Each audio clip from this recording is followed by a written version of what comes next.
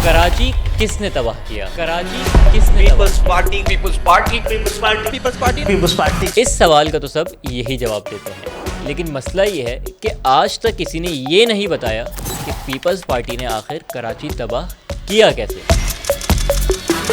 तो बस इसी का जवाब देने के लिए मैं आज ये डॉक्यूमेंट्री बना रहा हूँ। तो चलें बिना किसी तमहीद के शुरू करते हैं। वैसे एक सेकंड पहले एक बात तो बताएं, कराची की आबादी कितनी है?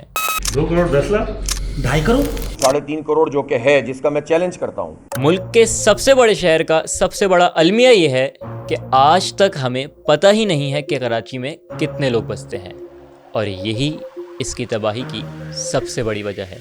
तो चलें लाइक और सब्सक्राइब कर लें ताकि मैं बाकायदा शुरू कर सकूं कराची की तबाही की कहानी।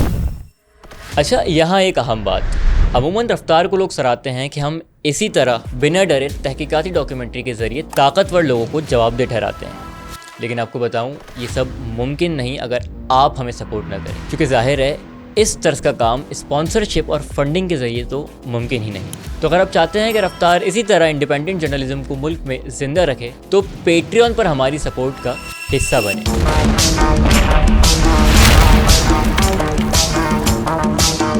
अच्छा, इससे पहले कि मैं आपको बताऊं कि कैसे पीपल्स पार्टी ने कराची को तबाह किया, आपसे एक सवाल पूछना चाहता हूं। एक बात तो बताएं कि पीपल्स पार्टी की तो सिंध में हुकूमत पहले भी रही है, 1972 से 77 तक, 88 से 90 और फिर 93 से 96 तक। लेकिन उन अदवार में कराची न सिर्फ पाकिस्तान का बल्कि इस खित्ते का सबसे तरक्की याफ्ता शहरों में शुमार होता था। यानी दिल्ली, मुंबई और कोलकाता जैसे शहर भी कराची से बहुत पीछे थे। तो तब मामला उलट क्यों था?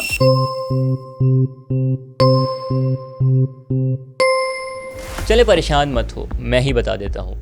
दरअसल उन सब अदवार में एक चीज़ आज से मुख्तलिफ थी, जब वफाकी हुकूमतें सूबों के मामले में लाचार, बेख्तियार और बेबस नहीं हुआ करती थी। क्यों? क्योंकि जब 18वीं तरमीम नहीं थी, तब वफाकी हुकूमतें तमाम बड़े शहरों की तरक्की पर नज़र रखती थीं, उनके लिए मंसूबे बनाती और उन्हें मुकम्मल करती थी, क्योंकि उन्हें अंदाज़ा था कि मुल्क का इमेज मुतय्यन करने में बड़े शहरों के इंफ्रास्ट्रक्चर का किरदार अहम होता है। क्या हुआ? यकीन नहीं आ रहा? चलें आपको एक दिलचस्प बात बताता हूँ। क्या आप जानते हैं शारे फैसल, लियाकताबाद फ्लाईओवर और लियाकताबाद सुपरमार्केट समेत कराची के बहुत सारे मंसूबे वफाकी हुकूमत के थे? चलें ये भी छोड़ें, आपको आपके ही सबसे ज़्यादा कहे और सुने जाने वाले इस जुमले से समझाता हूँ। ये तो आपने सुना ही होगा कि कराची में आखिरी बार काम मुस्तफ़ा कमाल के दौर यानी मुशर्रफ दौर में हुआ था।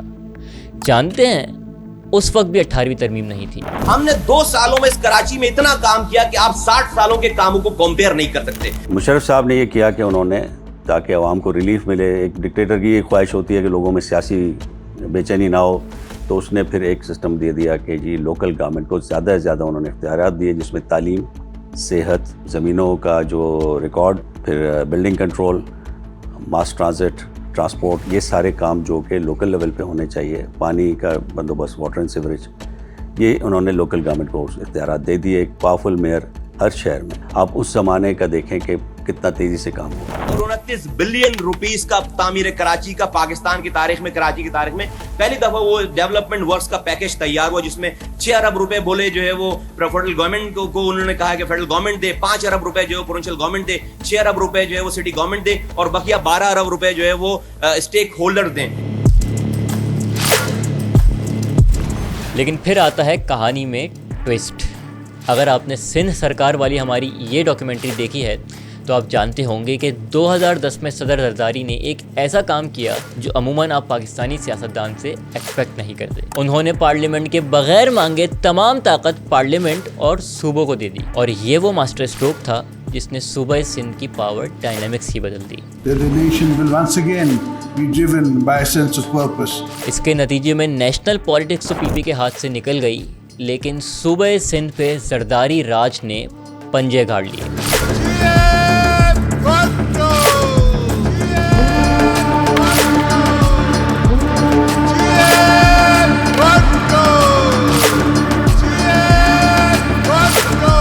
जब बारिश आता है तो पानी आता है, जब ज्यादा बारिश आता है तो ज्यादा पानी आता है। इस्लामाबाद ऐसा है, लाहौर ऐसा है, कराची ऐसा है। मैं आज तुम्हें वार्न कर रहा हूँ, तुम 18वीं तरमीम को मत छेड़ो, तुम 18वीं तरमीम खत्म करने की कोशिश करो, 1 यूनिट लागू करने की कोशिश करो, मैं एक लात मारकर आपका हुकूमत खत्म कर दूंगा।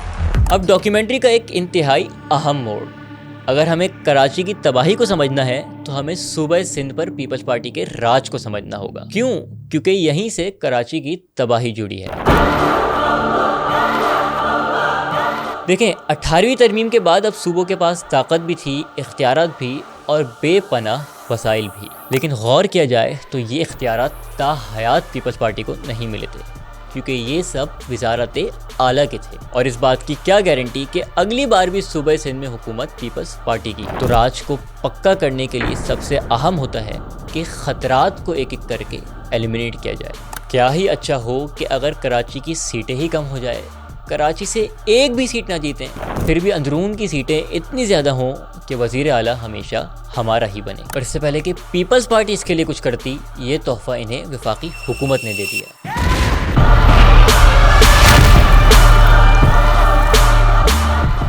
कराची की आबादी जो मास ट्रांजिट प्लान देने वाली जापानी एजेंसी जायका के मुताबिक 2010 में ही 1 करोड़ 80 लाख थी। माहिर डेमोग्राफर्स के मुताबिक जिसे 2017 में 2 करोड़ 25 लाख के आसपास होना था। जानते हैं 2017 की मरदमशुमारी में कराची की आबादी कितनी निकली?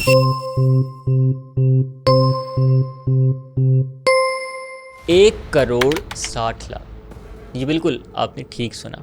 यही नहीं, आपको बताऊं कि इसके बाद एक मरतबा फिर सेंसस हुई, जो कि पाकिस्तान की तारीख़ की पहली डिजिटल सेंसस थी, जिससे माहिरीन को उम्मीदें थीं कि अब तो टेक्नोलॉजी का इस्तेमाल हो रहा है, अब कराची के हर शहरी को गिन लिया जाएगा। जानते हैं अब ये नंबर कितना बना? सिर्फ 2 करोड़। हालांकि माहिरीन के मुताबिक अगर सिर्फ उस वक्त के इलेक्ट्रिक के कराची में मौजूद 37 लाख मीटर्स को ही एवरेज पर मीटर 6 अफराद से मल्टीप्लाई कर दिया जाए तो आबादी तकरीबन 2.25 करोड़ बनती है। और हाँ, जिसमें अभी 30 से 40% कच्ची आबादी शामिल ही नहीं। खैर, अब सवाल यहाँ ये बनता है कि क्यों आखिर कराची की आबादी चाहे टेक्नोलॉजी हो या ना हो कम ही सामने आती है। ये ब्यूरो ऑफ स्टैटिस्टिक की फिगर है, ये प्लानिंग कमीशन के जो डिपार्टमेंट है महकमा है, ये उसकी अपनी फिगर्स हैं कि उन्होंने पूरे पाकिस्तान में उस वक्त आइडेंटिफाई किया था कि 40,000 ऐसी हाई राइजेस हैं जिसमें लोग या तो गए नहीं हैं, और अगर गए हैं तो अगर फर्ज करें कि 10 मंजिला इमारत है तो 1 फ्लोर पे गए और उसके बाद गए नहीं है। और अब जाकर जब 3-4 दिनों में और उन्होंने चेक किया है तो अब ये 38,000 हाउसेज ये हाई राइजेस सिर्फ कराची में आइडेंटिफाई हो गई। हाँ, ये भी है, लेकिन एक और वजह है। दुनिया भर में मरदमशुमारी के 2 बुनियादी मेथड हैं। डिफेक्टो यानी जो जहां इस वक्त है वहां उसे काउंट किया जाए, जबकि डी जोरे यानी जो उसका मुस्तकिल पता है उसे वहां काउंट किया जाए। अब समझ तो तुसी गए होगे कि पाकिस्तान में कौन सा तरीका इस्तेमाल होता है। जी बिल्कुल, डी जोरे। अब इससे हुआ ये कि एक तरफ कराची की आबादी तो कम रही, जबकि दूसरी जानिब अंदरून सिंध की बढ़ती रही। और इसका फ़ायदा ये हुआ कि अंदरून की सीटें कराची के मुकाबले में इतनी हो गईं कि पीपल्स पार्टी कराची से एक भी सीट ना जीते तब भी वज़ीर आला पीपल्स पार्टी का ही बनेगा। कराची वालों,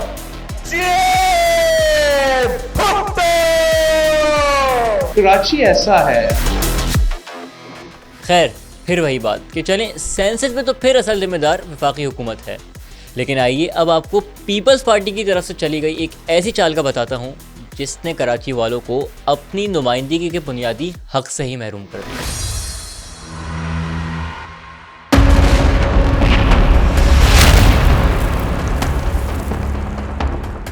कराची के लोग पीपल्स पार्टी से खुश नहीं हैं, ये बात सब जानते थे, इवन खुद पीपल्स पार्टी भी। अब इम्तिहान ये था कि इस ग्राउंड में मैच यानी लोकल गवर्नमेंट का इलेक्शन कैसे जीता जाए, क्योंकि अगर किसी और ने जीत लिया और उसने कराची में काम कर लिया तो कहीं दीगर शहरों में लोग अपना हक ना मांगने लग जाएं और वही जरदारी राज कहीं ख़तरे में ना पड़ जाए। फिर क्या था, इसके लिए भी एक तरकीब सोची गई। सिंध हुकूमत ने कराची डिवीजन में 53 यूनियन काउंसिल्स का इजाफा कर दिया है। यूसीज की तादाद 246 से 299 करने का नोटिफिकेशन जारी कर दिया गया। ये तस्वीर देखिए, लेफ्ट मोस्ट साइड यानी पहली सिचुएशन देखें तो ब्लू वाज़ेह अक्सरियत में है, जबकि रेड की तादाद कम है। अब इसी मैदान में अगर हमें ब्लू को जितवाना है तो डायग्राम 2 की तरह हल्का बंदियाँ की जा सकती हैं, जबकि अगर रेड को जितवाना है तो डायग्राम 3। कुछ इसी तर्ज की कार्रवाई कराची के साथ भी हुई, यानी औरंगी जैसे पीपल्स पार्टी के लिए चैलेंजिंग टाउन में तकरीबन 7 लाख की आबादी पर सिर्फ 8 यूसीज बनाई गई, जबकि माड़ीपुर जैसे फेवरेबल टाउन में 5,80,000 की आबादी पर 11 यूसीज बना दी गई। और ये तो एक मिसाल है। इसी तरह बल्दिया, मंगोपीर, सोराबकोट जैसे फेवरेबल टाउन्स में एवरेज 50-55 हज़ार आबादी पर 1 यूसी बनाई गई है, जबकि नाज़माबाद, नॉर्थ नाज़माबाद जैसे चैलेंजिंग इलाकों में एवरेज यूसी तकरीबन 70,000 आबादी पर बनाई गई। लेकिन मैं कहता हूँ ये भी कुछ नहीं, आपको कुछ और बड़ा दिखाते हैं। ये मैप देखिए, पहले टाउन्स के लिहाज से कराची ऐसा दिखता था। अब मैं चाहूँगा कि आप लोग राइट साइड पर तवज्जो ज़िला मलीर में शामिल गडाब टाउन पर मरकूज़ कर लें। और अब 3, 2, 1 ये जादू देखिए, आया ना मज़ा। खैर हुआ क्या वो समझाता हूँ। आसान अल्फाज में यूँ समझें कि पहले देही इलाके कराची में शामिल नहीं थे। ये केएमसी के मातहत होने के बजाय डायरेक्टली डिस्ट्रिक्ट काउंसिल से मैनेज होते थे, और वो इसलिए क्योंकि वहाँ का लिटरेसी रेट, आबादी के मसाइल सब कुछ शहरी इलाकों से मुख्तलिफ होते हैं। लेकिन अब नए ढांचे के मुताबिक इन देही इलाकों को ज़िले मरीन में ज़म करके कराची में शामिल कर लिया गया। और नाक़िदीन के मुताबिक वो इसलिए चूँकि पब्लिक सेंटिमेंट्स के अकॉर्डिंग पीपल्स पार्टी ने यह भांप लिया था कि शायद मेयर मुंतखब करने के लिए सीट्स कम पड़ जाएँ। तो इन फेवरेबल इलाकों को कि जहां लोग पीपल्स पार्टी को जवाबदेह नहीं ठहराएंगे, कराची में शामिल कर लिया गया। अब हकीकत यह है कि नताइज भी इस रीजनिंग को फरोग देते हैं। कराची वालों, मैं आपसे पूछता हूं, क्या तब्दीली पसंद आई? लेकिन मैं कहता हूं ये भी कुछ नहीं, थोड़ा और स्केल बड़ा करते हैं। यूसी से डिस्ट्रिक्ट लेवल पर आते हैं।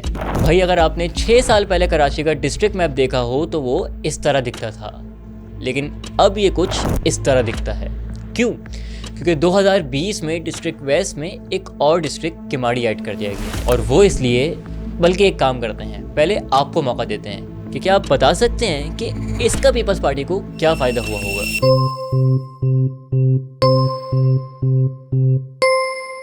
माहिरीन के मुताबिक डिस्ट्रिक्ट वेस्ट पीपल्स पार्टी के पक्के ज़िलों में से एक था, यानी देखा जाए तो माड़ीपुर, बल्दिया, मंगोपीर, मोमिनाबाद जैसे सब इलाके इसी ज़िले में थे। अब टारगेट ये था कि यहाँ से मैक्सिमम एडवांटेज लिया जाए, लेकिन मसला ये था कि औसतन हर दूसरे ज़िले में यूसीज 35 से 40 थीं।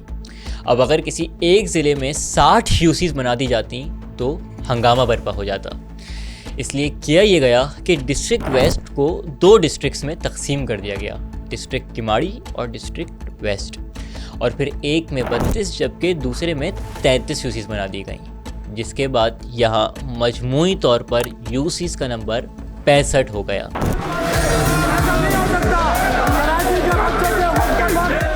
खैर सबसे दिलचस्प बात यह है कि इस कदर जैरीमेंडरिंग के बाद भी जब इलेक्शन हाथ से जाते हुए दिखाई दिया तो जैसे बाद में नेशनल असेंबली के इलेक्शन में फॉर्म 47 की मदद लेना पड़ी, यहाँ फॉर्म 12 का इस्तेमाल हुआ।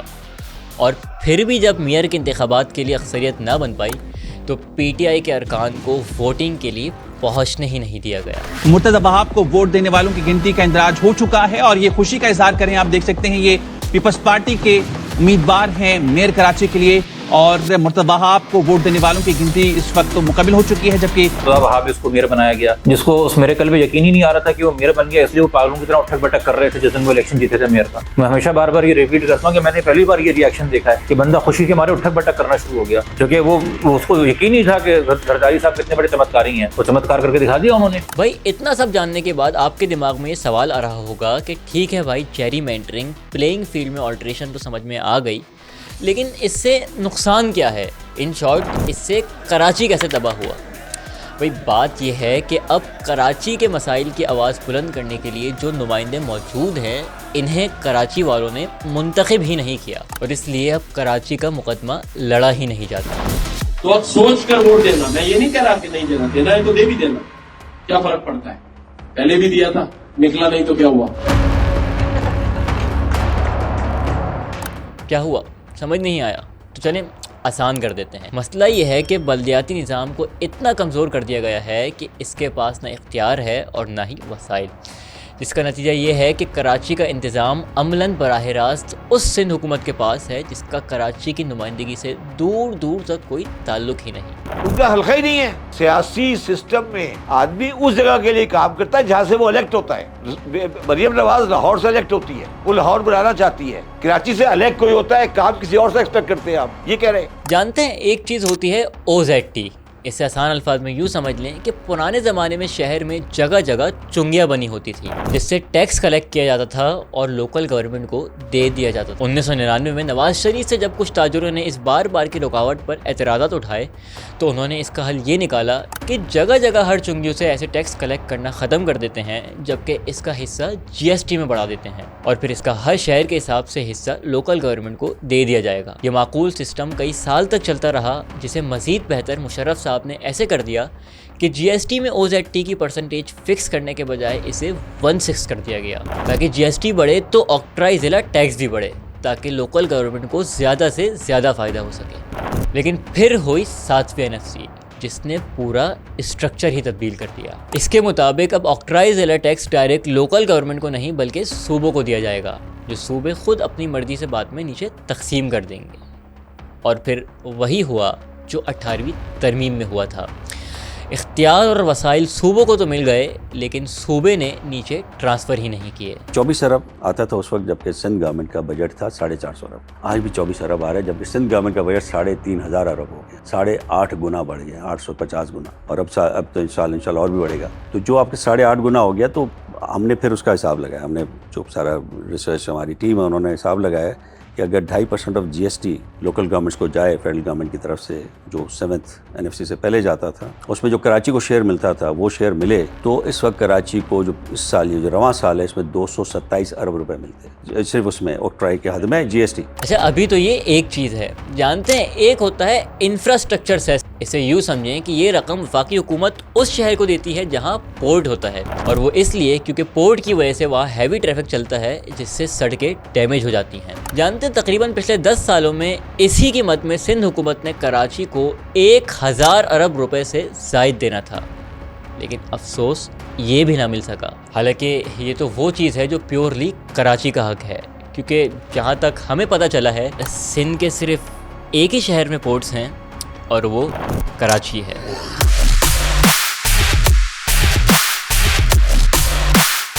खैर ऐसे बहुत से जोल हैं, लेकिन अगर यूनुस ढागा साहब के ही एक रिसर्च आर्टिकल की मदद ली जाए तो पिछले 10 बरसों में कराची को तरक्याती बजट की मद में 3,360 अरब रुपए मिलने थे, लेकिन अफसोस कराची को सिर्फ 472 अरब रुपए ही दिए गए। और अब आपके सवाल का जवाब कि चूँकि नुमाइंदे मुंतखब ही नहीं तो कराची का असल हक मांगा ही नहीं जाता। इस शहर से इतना फंड्स जनरेट होते हैं और डिस्पर्स होते हैं, लेकिन कोई आदमी अपना हक मांगने के लिए नहीं आता। मुराद अली शाह साहब को इलेक्शन लड़ना है जाके 7 से। कि आप कह रहे हो गोलीबार को सही कराया, ये कह रहे हो तुम कि मुराद अली शाह इलेक्शन लड़ेगा जाके 7 से और गलियां बनवाए गोलीबार की, और गोलीबार से वो इलेक्ट होके आए जो बाद में दुबई चला जाए, ये कह रहे हो तुम कहना क्या चाह रहे हो? ये NFC अवार्ड या इस किस्म की चीज़ों के साथ खेलने की कोशिश कर रहे हैं या सोच रहे हैं इसके साथ खेला जाए, तो वो ऐसा है जैसे आप आग के साथ खेल। शायद यही वजह है कि 1000 बार NFC यानी वफाक से सूबों के पैसे ट्रांसफ़र करने का मुतालबा करने वाली पीपल्स पार्टी ने आज तक एक बार भी PFC अवार्ड यानी सूबों से लोकल गवर्नमेंट को फंड्स की मुनज़्ज़म तकसीम का काम करना गवारा ही नहीं समझा। जी बिल्कुल, आज तक एक बार भी नहीं। खैर अब बात इतनी हो ही गई है तो आइए आपको बताता हूँ कि KMC के साथ क्या हुआ। जानते हैं 2005 में जब सिंध हुकूमत का बजट तकरीबन 120 अरब रुपए था, कराची की शहरी हुकूमत का बजट कितना था? तकरीबन 43 अरब। चूँकि जब कराची को OZTB डायरेक्ट वफाक से मिलती थी, कराची की खुद की कमाई तो थी ही और साथ ही सूबा भी फंड्स ट्रांसफ़र करता था। अब सबसे दिलचस्प बात यह है कि जब डॉलर 56 रुपये का था, यानी ये बजट बना तकरीबन 800 मिलियन डॉलर का। जानते हैं आज 20 साल बाद जब सिंध हुकूमत का बजट 3000 अरब क्रॉस कर गया है, KMC का बजट कितना है? सिर्फ 55 अरब रुपए। और अगर डॉलर की बात की जाए तो वो 800 मिलियन डॉलर का बजट अब सिर्फ 200 मिलियन डॉलर का ही रह गया है। चले, ये तो बात थी कि सियासी तौर पर कराची को कैसे तबाह किया गया। आइए अब आपको कुछ दूसरे तरीके दिखाते हैं। लेकिन क्या ख्याल है, पहले कराची के दौरे पे ना निकल जाएं, ज़रा देखें तो सही कराची कितना दबा है।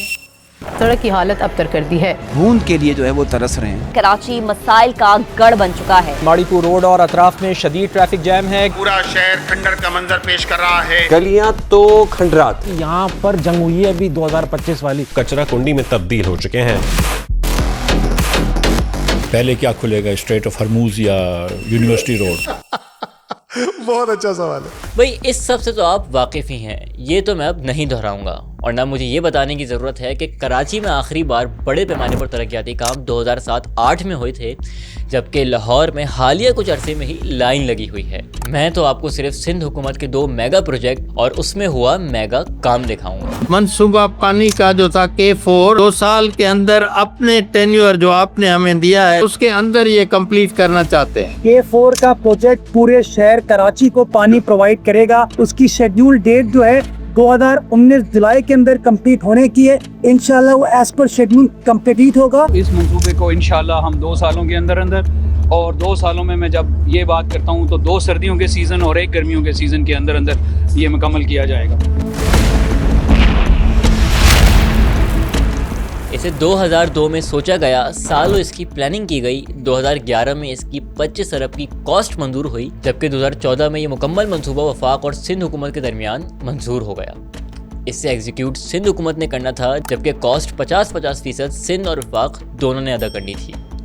लेकिन अब हुआ क्या, 2016 में सिंध हुकूमत ने इस मंसूबे पर काम शुरू किया और फिर जिसे नवंबर 2018 में मुकम्मल हो जाना था, 2018 में पता चला कि ओह, इसके डिज़ाइन में तो नुक्स है और फिर सिर्फ 20% प्रोग्रेस पर ही काम बंद कर दिया गया।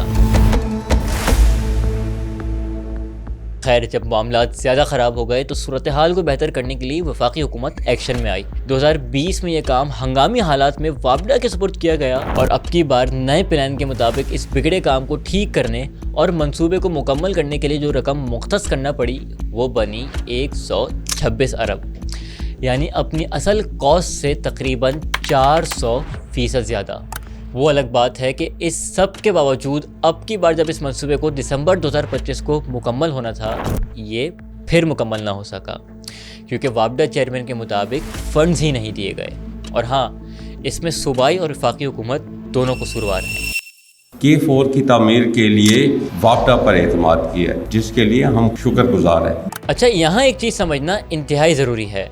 मेन पाइपलाइन का काम तो ज़रूर वापडा के सुपुर्द किया गया था, जो वफाक के मातहत है, जिसके तहत केंजर से कराची तक की पाइपलाइन बिछना थी, लेकिन दीगर अहम काम सिंध हुकूमत के ही ज़िम्मे थे, जैसे ऑगमेंटेशन यानी कराची में पाइपलाइंस की डिस्ट्रीब्यूशन और पावर सप्लाई। जानते हैं, जहां फंड्स की कमी के बावजूद वापडा ने मेन पाइपलाइन का काम 64% मुकम्मल कर लिया, वहां ऑगमेंटेशन और पावर सप्लाई का काम 2022 से अब तक शुरू ही नहीं हो सका। खैर, अफसोसनाक बात यह है कि सईद गनी साहब के मुताबिक अब ये कॉस्ट तकरीबन 243 अरब हो गई है, जबकि काम अब शायद 2027 तक मुकम्मल हो। एक अफसर वहाँ काम करते थे, उन्होंने मुझसे शर्त लगाई, उन्होंने कहा कि अगर K4 का मंसूबा 5 सालों में भी मुकम्मल कर दिखाएं तो आप मेरे सर मंडा दें।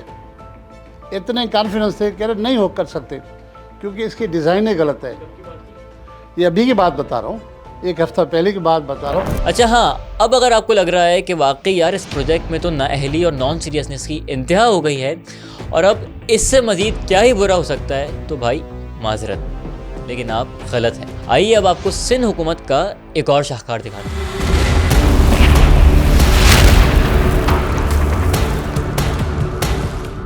2012 में जायका नामी जापानी कंपनी ने कराची के ट्रांसपोर्ट के निज़ाम को बेहतर करने के लिए एक मुकम्मल प्लान पेश किया। इस मंसूबे का नाम था कराची ट्रांसपोर्टेशन इम्प्रूवमेंट प्रोजेक्ट। इसके तहत कराची में 175 किलोमीटर पर फैली 6 BRTs, 2 LRTs बनना थीं, जबकि गैर फ़ाल कराची सर्कुलर रेलवे को बहाल होना था। अच्छी बात ये थी कि सिंध हुकूमत ने इस मंसूबे को मंजूर कर लिया, लेकिन बुरी या परेशानी की बात यह है कि इस पूरे मंसूबे में जब से लेकर अब तक सिर्फ यही अच्छा था। यानी जिस मंसूबे को 2030 तक मुकम्मल हो जाना था, 175 किलोमीटर, 6 BRTs, 2 LRTs, जानते हैं 14 साल में अब तक सिंध हुकूमत ने कितना काम मुकम्मल किया? सिर्फ 3.9 किलोमीटर। जी आपने सही सुना, यानी जहाँ blue, purple, aqua, brown, red और दीगर लाइंस बनना थी, सिंध हुकूमत सिर्फ ऑरेंज लाइन ही बना सकी। तो जहाँ पे हम दूसरे सूबों में देखते हैं कि 10 किलोमीटर 15 किलोमीटर पर ईयर कर रहे हैं, हम उनकी जगह पे आशारिया तो 8 किलोमीटर कर रहे हैं, मतलब आधे पाव किलोमीटर के करीब। इस लिहाज से अगर अब 150 किलोमीटर बाकी है, कंप्लीट तो नहीं हुए प्रोजेक्ट्स बाकी, सिर्फ ग्रीन लाइन का एक 20 किलोमीटर हुआ है, ऑरेंज लाइन के 3.9 किलोमीटर। तो बाकी जो 150 किलोमीटर होने थे KTIP के, उसको पूरा करने में 5 सदियाँ चाहिए होंगी, 535 साल का अगर आप सीधा हिसाब लगाएं। हैरानकुन बात यह है कि दूसरों सूबों के बरक्स इस सब के बाद, इतने पैसे, इतने फंड्स होने के बावजूद, सिंध हुकूमत कराची के अक्सर प्रोजेक्ट के लिए world bank, Asian development bank जैसे इदारों से कर्ज भी लेती है। फिर भी प्रोजेक्ट्स मुकम्मल नहीं होते। अब क्या ही बोले। कर्जा तो उनका होता है, लेकिन हकीकत है आप किसी से भी पूछें, जितने भी ब्यूरोक्रेट हैं, सेटिंग तो कोई नहीं बताएगा, आपको रिटायर बताएंगे, उससे आधे से ज़्यादा रकम जो है उन्हीं को वापस जा रहा है। वो कहते हैं कि भाई ये 5 बंदे, ये 10 बंदे हमारे कंसल्टेंट हैं, आपने इनको रखना है। उनकी तनख्वाहें सुन के आप परेशान होंगे, और उसके बाद उनकी फरमाइशें इतनी होती हैं, ये भी करो, वो भी करो। उस फरमाइशों को पूरा करते करते आप यकीन माने 40, 50 या 60% वही लोन उनको वापस चला जाता है। तो बाकी जो बचता है उसमें कमीशनें भी लेनी होती हैं। अच्छा, नाक़िदीन के मुताबिक असल मसला वैसे चाहने का है, क्योंकि ऐसा नहीं है कि अगर पीपल्स पार्टी चाहे तो वो कर नहीं सकती।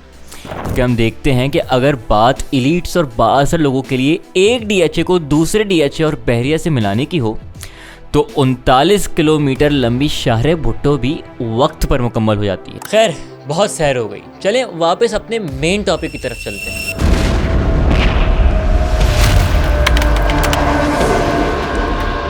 18वीं तरमीम के बाद सिंध हुकूमत ने एक एक करके वो इदारे जो कराची की मकामी हुकूमत के मातहत थे, उन्हें सूबाई तहवील में ले लिया। अब आपने बिल्डिंग कंट्रोल को कराची से लेकर के सिंध का बना दिया। सॉइल वेस्ट मैनेजमेंट कराची से आपका गार्बेज लिफ्ट नहीं होता, आपने सिंध का बना दिया। वाटर बोर्ड को बोर्ड था, उसको आपने कॉर्पोरेशन बना दिया। ऐसे ही आपने बहुत सारे महकमे अलग बना दिए तोड़ करके। यानी आसान अल्फाज में यूँ समझ लें कि आर्टिकल 140A के बरखिलाफ, जो बताता है कि लोकल गवर्नमेंट्स को एम्पावर करना है, लोकल गवर्नमेंट्स और मेयर को बिल्कुल ही नाकारा बना दिया गया। खैर, अब शायद आपके दिमाग में ये सवाल आ रहा हो कि पीपल्स पार्टी ने आखिर ऐसा क्यों किया। और हाँ, एक सवाल ये भी कि अब जबकि मेयर भी इन्हीं का है, तो इसे ठीक क्यों नहीं किया गया। सिंध के अंदर जो ख़ास हालात वो ये हैं जो आपने बात की कि पीपल्स पार्टी जो है वो चीफ मिनिस्टर इलेक्ट करवा सकती है सिर्फ दही सिंध से जीत के, तो उसको शहरी सिंध पे काम करने का कोई शौक़ ही नहीं है। और नाक़िदीन के मुताबिक दूसरा ये कि मेयर आज है कल ना हो, तो अगर इख्तियारात मेयर और लोकल गवर्नमेंट्स को दे दिए गए और उन्होंने कुछ काम कर लिया, तो कहीं सरदारी राज के लिए मसला ना हो जाए। वैसे आपको पता है, चाहे KMC हो या UCs, इस कदर बेख्तियारी के बावजूद अगर कोई काम इन्हें करना हो, कोई ठेका देना हो, तो करप्शन का क्या आलम है। 18-20 सालों को अगर उससे पीछे चले जाएं तो 10 से 15% जो है वो कमीशन का रेशो था, जिसमें से 1%, 2% इंजीनियर, चीफ इंजीनियर, ऊपर तक जाते जाते 15% तक था। अभी आप सुन के हैरान हो जाएंगे, बहुत सारे ऐसे महकमे हैं जहाँ पर आपको ठेका अवार्ड किया जाता है ना, तो कहते हैं 8 से 10% आप एडवांस हमें दे दें। उसके बाद हर चेक पे जो है आपसे 15, 20, 25% जो है वो लेंगे। टैक्सेस काट के अगर 50-60% तो इस तरह से जा रहे हैं, तो बाकी आपके पास अगर 40 या 45% बचते हैं, तो 10-12%, 15% ठेकेदार भी तो रखेगा, तो फिर काम क्या हो रहा है।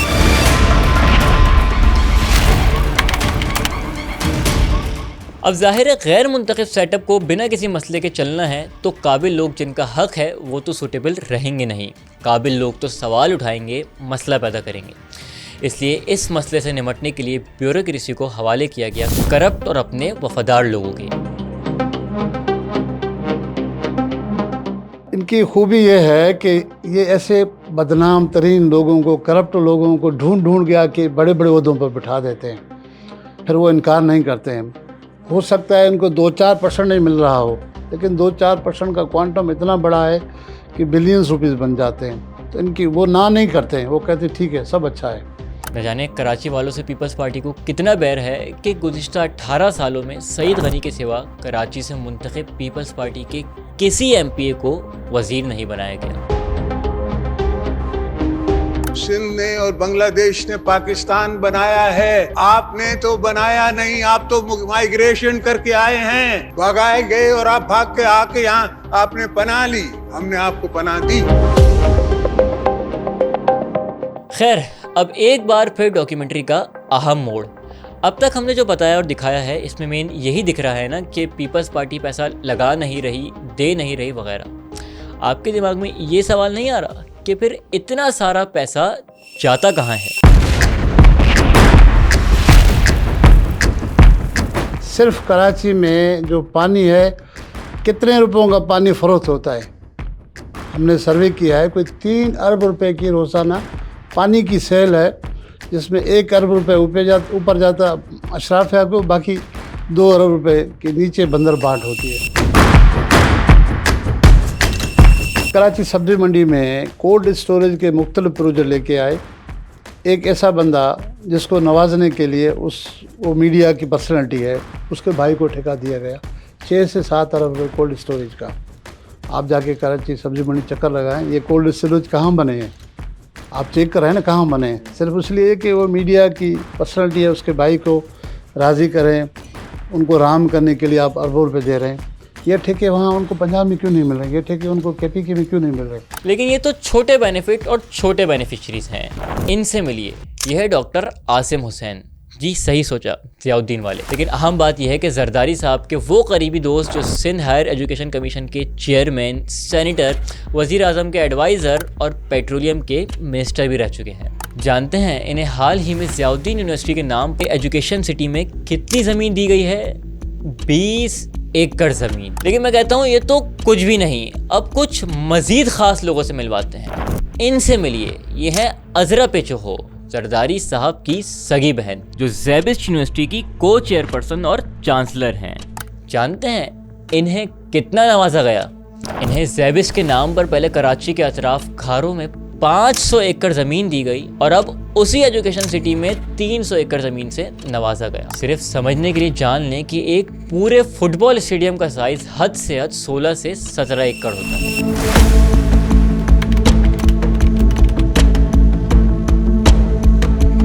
अच्छा, अभी तो मैंने आपको ज़ैबिस्ट यूनिवर्सिटी की बोर्ड ऑफ गवर्नर की लिस्ट नहीं दिखाई, उधर तो अलग ही गेम चल रही है।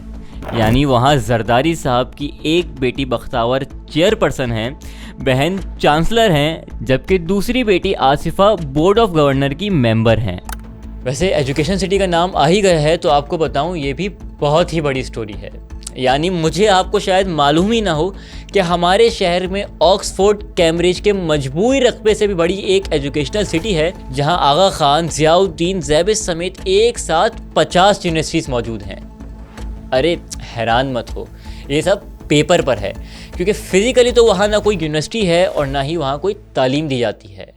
वहाँ तो अभी सिर्फ खेती बाड़ी होती है। 15-20 साल हो गए हैं वो ऐसी ज़मीनें पड़ी हैं, कोई उनसे पूछने वाला नहीं कि भाई फ़र्ज़ करो कि मैंने 500 में या 5000 में या 5 लाख रुपए में उस वक्त एकड़ ज़मीन दी थी, जिसकी अब वैल्यू 5 करोड़ है या 10 करोड़ है, तो अभी तक आपका वो इदारा या आपका एजुकेशन का इंस्टीट्यूट क्यों नहीं बना है? देखिए, आप अलाट तो करते जाएंगे, लेकिन आप उनको ये नहीं पूछेंगे कि आप कितने अरसे में बनाएंगे, ये इसका बनाने का पर्पज़ क्या था। जब आपके इंस्टीट्यूट बन जाएंगे तो कराची में आपके बहुत सारे बच्चे उससे मुस्तफ़ीद होंगे, डिग्रियां लेंगे, पूरी दुनिया में चले जाएंगे। तो वहाँ के लिए भी कह रहे हैं कि एक शख्स काबिज बैठे हैं, उनका मनपसंद बंदा बैठा है जो 8-10 सालों से एक ही पीढ़ी बैठा है। भाई क्यों? एजुकेशन सिटी का 10-15 सालों से एक ही पीडी क्यों बैठा है। खैर, back to the main topic. लेकिन बात सिर्फ ज़मीनों और पैसों की नहीं, वरना हम सब जानते हैं कि ओमनी ग्रुप पर किसका हाथ है और किसने कितने पैसे बनाए। लेकिन सल्तनत के वफादार होने के कुछ दूसरे फ़वाइद भी हैं। जानते हैं, पुलिस में ये कानून है कि सीनियर अफसरान 10 साल से ज़ायद एक ही सूबे में नहीं रह सकते। उनके लिए लाजमी होता है कि किसी और सूबे में उनकी पोस्टिंग की जाए। जानते हैं, कराची में एक इदारा है जिसका नाम है SSU, जिसे उनके बहुत ही ख़ास मकसूद मेमन साहब लीड करते हैं। पिछले 16 सालों में जब पता नहीं औरों के कितने तबादले हो गए, मकसूद साहब को सिंध और SSU से कोई जुदा ना कर सका। खैर, मसलों की तो बहुत बात हो गई, लेकिन आइए अब सबसे ज़रूरी बात, और वो ये कि आखिर शहर कायद का हल क्या है। अच्छा, यहाँ एक इम्पॉर्टेंट मैसेज। जैसे कराची के साथ होता है कि इसे ठीक करने के बजाय, असल मसले को एड्रेस करने के बजाय हम एक दूसरे पर उंगलियाँ उठाते रहते हैं और कराची का मसला मज़ीद ख़राब तर हो जाता है, एक और सिमिलर चीज़ है जिसे एड्रेस करना बहुत ही इम्पॉर्टेंट है। पाकिस्तान में हर 4 में से एक नौजवान डिप्रेशन और एंजाइटी का शिकार है, लेकिन हमारे यहाँ मामूल ये है कि इस सब को मेंटल हेल्थ के बजाय सुपर नेचुरल चीज़ों से जोड़ दिया जाता है। यानी किसी ने इस पर काला जादू कर दिया है, जिन चढ़ गया है, अजाब है वगैरह, और बजाय इसके कि क्वालिफाइड लोगों से कंसल्ट किया जाए, हम जादू के तोड़ करने वालों और दीगर लोगों में फंसे रह जाते हैं। इसलिए इट्स वेरी इंपॉर्टेंट कि अब हम मेंटल हेल्थ इश्यूज़ को सीरियसली लें, इन्हें मेडिकल कंडीशन कंसिडर करें, ताकि बर वक्त नौजवानों का इलाज हो सके।